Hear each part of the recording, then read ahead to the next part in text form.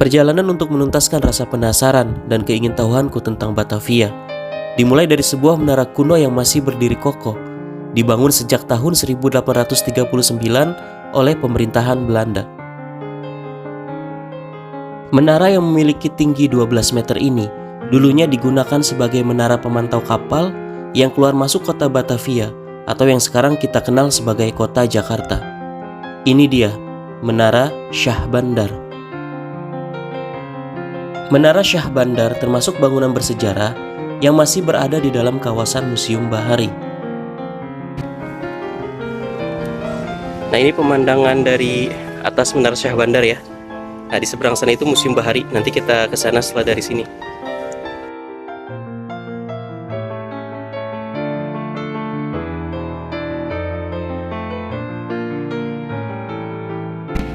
Oke teman-teman, setelah kita dari Menara Syah Bandar, kita sekarang mau ke Museum Bahari. Nah, museum ini masih satu komplek dan berdekatan ya, hanya dia nyebrang aja sih sedikit. Jadi dari sana kita jalan sini.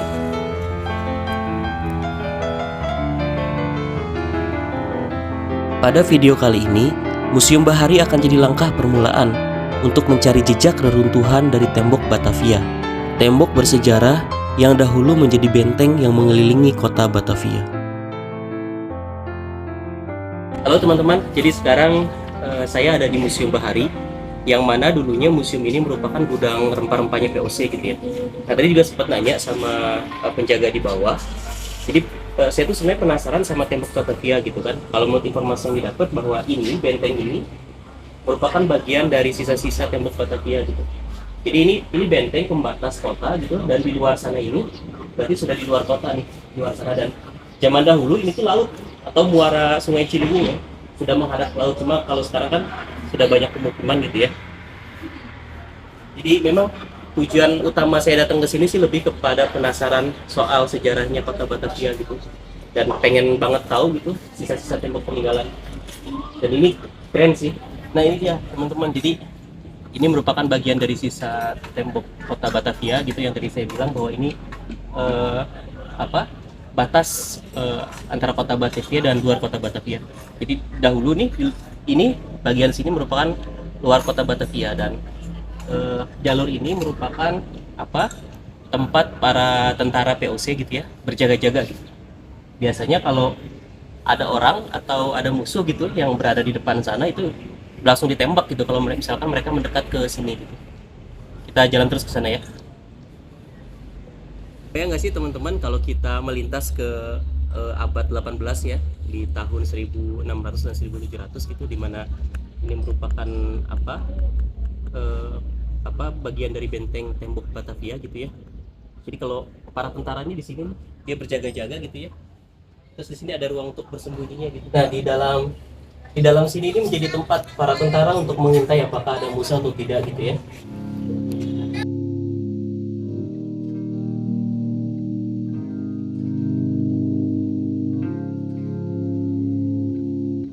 Museum yang diresmikan pada tanggal 7 Juli 1977 oleh Gubernur Jakarta Ali Sadikin semula adalah bagian dari gudang VOC di tepi barat untuk menyimpan, memilah, dan mengemas rempah-rempah.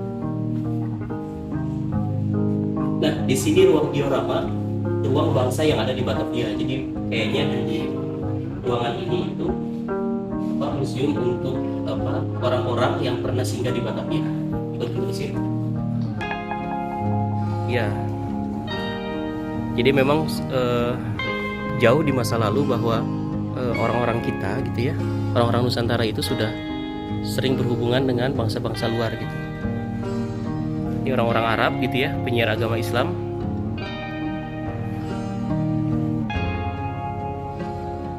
Ahmad Ibnu Majid, dagang Cina, kemudian di sana juga ada agamawannya.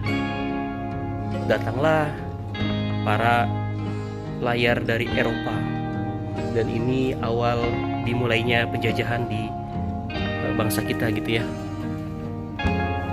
Dan ini dari bangsa Portugis mungkin. Dan sekarang bangsa Belanda yang datang di kota Batavia. Dan ini dioramanya ya. pengawal Cornelis de Houtman. Cornelis de Houtman. Nah, jadi Portugis, Belanda, kemudian ini dari Inggris, Sir James Lancaster, Hitoshi Imamura.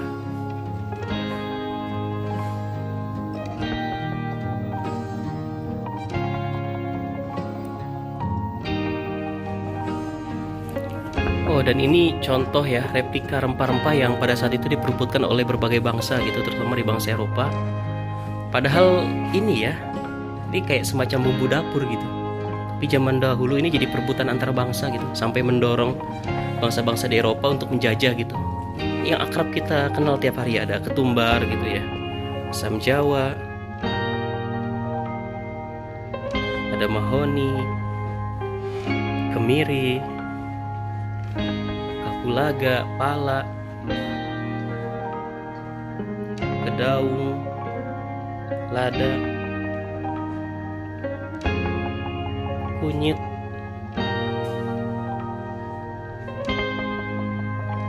cengkeh gitu ya, cabai Jawa. Ini cabai Jawa sekarang jadi sambal geprek nih ya, cabai Jawa nih. Jinten, kopi, legenda navigator dunia,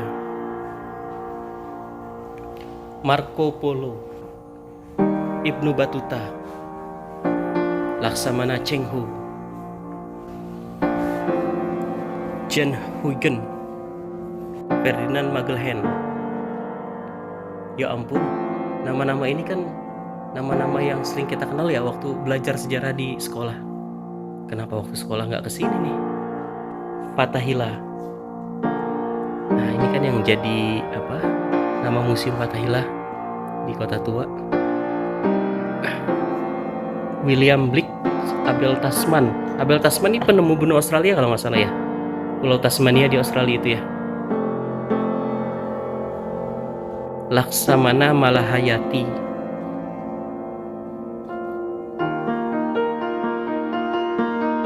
Nah, di sini berbagai macam replika kapal ya, kapal laut.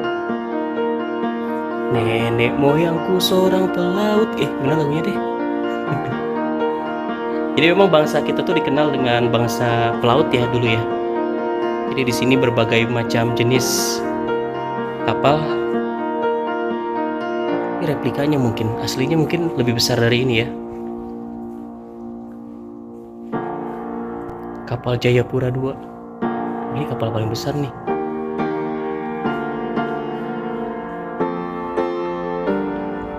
Perahu Jegongan merupakan perahu tradisional utara Jawa Barat tanpa cadik dan tiang yang banyak ditemukan di kawasan perairan Indramayu.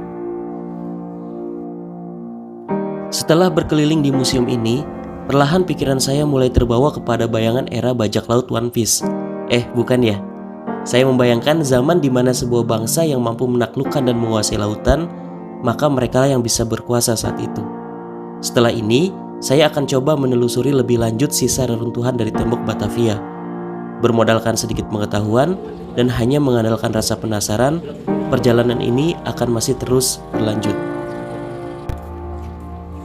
Jadi sekarang dari Museum Bahari ini, saya akan coba menelusuri ya tembok, sisa-sisa dari tembok Batavia. Dari sisa-sisa tembok Batavia ini ke sana, kita mau lihat reruntuhannya, katanya masih ada di sana.